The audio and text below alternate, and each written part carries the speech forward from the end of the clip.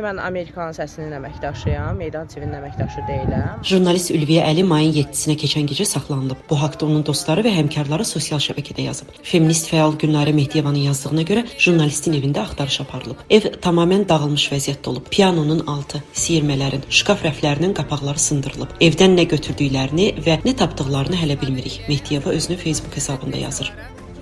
Onun sözlərinə görə Ülviyə Əli saxlandığı zaman zorakılığa məruz qalıb. Bundan əlavə jurnalistin dostları Facebook hesablarında onun adından saxlanılması ilə bağlı paylaşım ediblər. Əgər siz bu yazını oxuyursunuzsa, deməli mən şərhlənərək hüquqi zidd şəkildə jurnalist fəaliyyətimə görə həbs olunmuşam. Qeyd edim ki, digər jurnalist yoldaşlarım kimi mən də heç bir cinayət törətməmişəm. Nə ölkəyə onların adlandırdığı qanunsuz maliyyə gətirmişəm, nə də başqa əməl törətmişəm. Həmçinin Meydan TV ilə heç bir işgüzar bağlılığım yoxdur. Hətta belə bağlılığım olsa belə Meydan TV ilə əməkdaşlıq cinayət deyil. Onu da qeyd edim ki, uzun müddətdir Amerikanın Səsi ilə əməkdaşlıq etmişəm. Jurnalist yazır.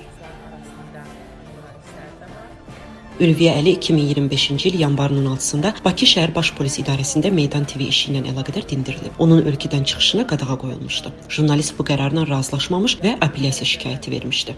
Ülviyə Əli Meydan TV işi ilə bağlı indiyə qədər saxlanılan sadəcə 11-ci jurnalist oldu. Meydan TV-nin əməkdaşı deyiləm, amma yenə də oranın əməkdaşı olsaydım bu cinayət deyil.